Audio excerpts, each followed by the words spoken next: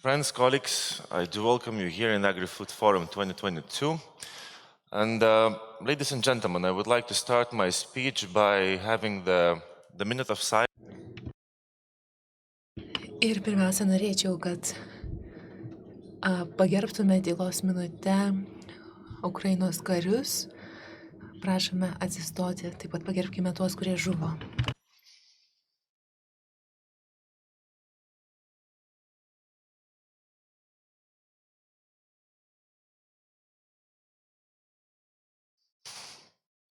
Thank you. Ačiū.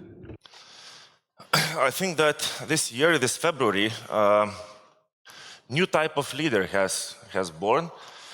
And when the crisis has hit his country by threatening the independence, the goals and beliefs, what the fine gentleman done is he removed his jacket, he rolled up the sleeves, and instead of making the policy and trying to be diplomatical, he actually started the fight. And within a couple of days and weeks, he managed to trigger half of the world to support his beliefs, to support his vision, and to support the independence of Ukraine. So, ladies and gentlemen, before I'm starting, I would really encourage you today to stop being diplomatical, to stop being more about the politics, to be practical, to be proactive, and to engage. So remove the jackets on the coffee break, which is going to be after me, and start to make the actual strategies, agreements, deals, and do what we can do the best today for the better future of tomorrow. Now, talking about the proactiveness, just a short recap of the AgriFood forums in the past. The initiative, the international initiative, has begun in 2019, by the way, in this special venue, City Hall of Vilnius. And of course, we haven't had the 2,500 people who are watching now online, but we have a lot of fine ladies and gentlemen who are here today as well. And then we were talking about that Lithuania can be as a sandbox of agri-food tech, digital agri-food tech. We can create here technologies, we can test them here, and then of course we can export them to different kind of countries, regions, continents, and etc. So this was very beginning, and I just asked my team yesterday, by the way, to wrap up on the statistics. So what they've done, they've checked the media announcements, the digital media announcements from 2019 to 2022 yesterday, about the numbers, how those buzzwords, which you see on the screen, that's why I'm not going to read it out, increased. So if you are seeing from the very moment when we started to talk about the digitalization, the agri-food technologies, precision agriculture, the numbers started to increase from 3 times to 8 times up till now. So I believe that this is one of the proof that what we do right, but what we do without you, we couldn't do. So once again, I do appreciate that you are here. Now, if to move forward, 2020, I think this year is going to be written in the history. We're all going to know it and read, and our children will read it in the books. It's a year of COVID-19. And what we were talking that time and thinking of is whether we can just survive it, or we can actually strive, the challenges which come up to us. So I think that year is going to be written in the history as the year when the world, the population, invented the button, which is called red button. So we managed to understand how to stop the world, how to stop the logistics interaction in between the societies and the people within a second. So this was something new. The other thing important is what we defined is that virtual/live and real doesn't exist anymore as it was before. So even now today, we are broadcasting this forum to many of the people who couldn't join us live together today. And then it seems that we kind of thrived the COVID-19 challenges. Then 2021, we started to talk about more added value, more long-term strategies, how we can influence them and impact. And we were talking a lot about sustainability, about being more environmental friendly, being more sustainable to the planet, to us, to consumerism. But then what I loved, and I will keep that remark to myself forever, is that we came up to the point that if we as society, as the businesses, as the governments, as the organizations, if we want to be sustainable, we need to remember that the scales exist. So we need to understand that financial and environmental sustainability has to be on the same page. Because otherwise, if we will just talk about sustainability without remembering the businesses, the corporates, the farmers, and the consumers, it's just not going to happen. So interesting business models has popped up. A lot of partnerships has been developed last year, and then what? And then we had the war. So after just coming back and recovering from the COVID-19, we jumped into another crisis. Actually, we're not suffering that crisis as much as the Ukrainian people at the moment, but we are talking about, and today's topic, Peace for Food, starting from the chairman of the parliament, going to the ministers, they all were mentioning the same topic, is that this is the problem, and ladies and gentlemen, now we are living in the problem. So I just wanted to show a quick comparison about how the wars were looking like on the 20th century, if to try to diverse and to try to understand how it looks at the moment. So what was statistically happening in 20th century is that those ones who were strongest and biggest were strongest and biggest. Simple as that. Now it's no more. And mostly all the wars were because of the power, and all the wars were actually state-driven. And those who are initiating the wars or trying to defend themselves, they were relying on the closest and strongest allies, short-listed allies, with ones they are collaborating, working on, believing in common understanding. Now, if you look at what's happening now, I would like to ask everyone to make a short survey. Please raise the hands those who in any kind of meaningful way supported Ukraine. I will not bother your time by calculating the hands, but give it or take, I would say it's like 95% of the people. Now, when I'm saying 95% of the people, I'm also saying that I know about 90% of the people in this audience. So I know all of you, I know who is raising the hands, and I would say that you're absolutely different people representing different sectors, industries, and beliefs.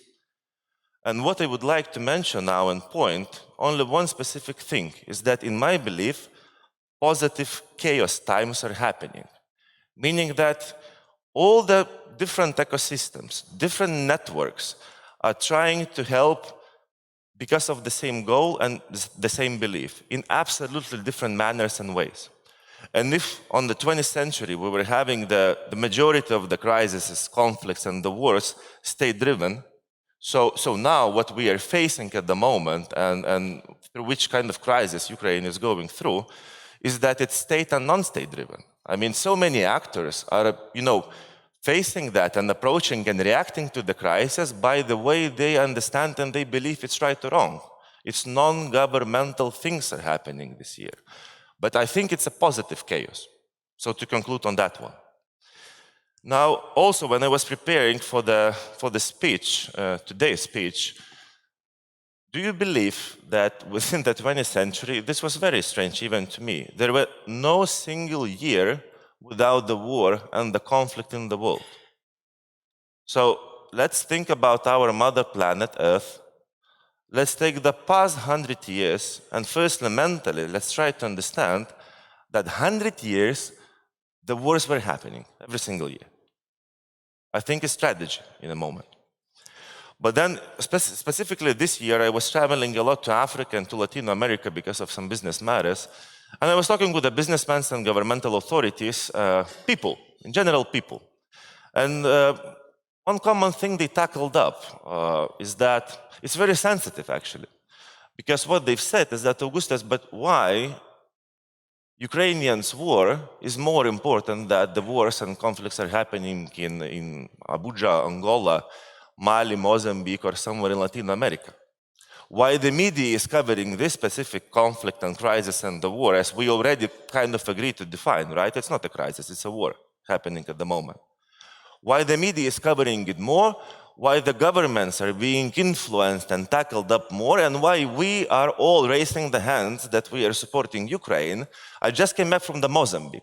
How many of you knows that the conflict is there happening at the moment, and how many of you support it? Well, even I myself, I will not raise the hands, at least I know the conflict.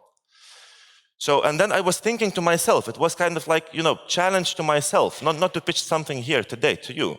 So what's the reason? And it's my personal opinion, is that why half of the world now triggered and starting to support the Ukraine in this war is because we as the developed society, when I'm talking about society, I'm not talking about the Lithuania, Hungary, Poland, Croatia, Netherlands, and I can mention many countries from where we are today here now. We as developed society in general, we have kind of common understanding, beliefs, goals, visions. We like the comfort, we like to take care about our planet. We like to think about how to make it more sustainable, how to make the health system more sustainable and efficient. Science, education, this, that, and at that one point, the guy comes, in a way, and starts to threaten all the ideology what we are having and starts to threaten our beliefs, understanding, and the comfort level where we are living on. So it doesn't matter who we are, what we do, and what kind of organizations we are representing. I think that the way what we are seeing now as the united army of countries, army of networks, what we are, is because someone is threatening our common goals and vision. And sometimes those goals, even in different countries and continents, are very, very simple and easy to be understanding. So because of common enemy, we are now united. And I think this is going to last longer than we are here talking just today. But now if to go out of the war topic and to get back to where we belong, because this is where we are now, this is the highest level of the stakeholders of the agri-food ecosystem. So I would challenge you, or I would invite you to agree with me, depends what you like to do, is that we as the stakeholders of the agri-food, we are also having the common enemies, which we need to fight off. So I challenge you to fight and to join the forces today and to talk about three main things. The first one is the pollution, and we need to fight it. We need to make more greener, more sustainable, more healthier planet. And only because of all of us being here today, by interconnecting with each other, we can come to that point. Just all of us. If we will do the same thing but solo and independent, I doubt that we're going to achieve and strive very, very fast. The other thing is what we are talking today, and everyone in the panel, in the speeches, we're talking about the same thing, is that the supply chains are kind of corrupted. So firstly, we had the COVID-19. It was a big challenge. Then we are having the war. And to be honest, God knows what we are going to have tomorrow. So I think that the best outcome of what's happening now, if it's possible even to call it the best, is that we have finally managed learn to learn things. And we finally are trying to adopt to different adoptions. So the true and the knowledge what we are having today, it doesn't matter that tomorrow is going to be the same true anymore. But having the possibility to adopt and having the possibility to be interconnected in between the networks, organizations, and countries, we would be able to make the supply chain more resilient. Once again, I'm inviting to be the part of that change, because without you, it's impossible to do. And the last thing, of course, about what we are talking now, especially in Europe, is the food prices. And here, I would say that if I was talking about the interconnectivity a lot, here I would say that we need to be less interdependent. Local is good. Andy was talking about that, Christina was talking about that, and many others. Local is good, and if we want to manage and to control the food prices and reachability for the consumers and society, we need to think and start to think and getting back to the rural areas, to foster the ecosystem, to bring the technologies, to invest to the startups, technology builders, and SMEs to go out of the biggest cities to the rural, to make the food there, so to eliminate and to make less of interdependency in between us, because otherwise we're going to have the same challenges. A lot of times doesn't matter whether we are having the disease, virus, war. So, to wrap it up, the last sentence. As I told you, I know most of you here, and if to try to define what do I see? I mean, I see the national governmental authorities, I see European Commission authorities, associations, confederations, clusters, digital innovation hubs, European digital innovation hubs, big corporates, farmers, cooperatives. I mean, I can mention all of those possible stakeholders, And only because of us, I would like to invite you to join, as I call it, as army, which is defined by the small networks which we are to create the big network. So ladies and gentlemen, I do invite you to become that, army network of the networks, and to forget about the protocols, to forget about the procedures, remove the jackets and start to do actual impact to what we are facing at the moment and all the challenges. I do thank you so much. Enjoy the forum.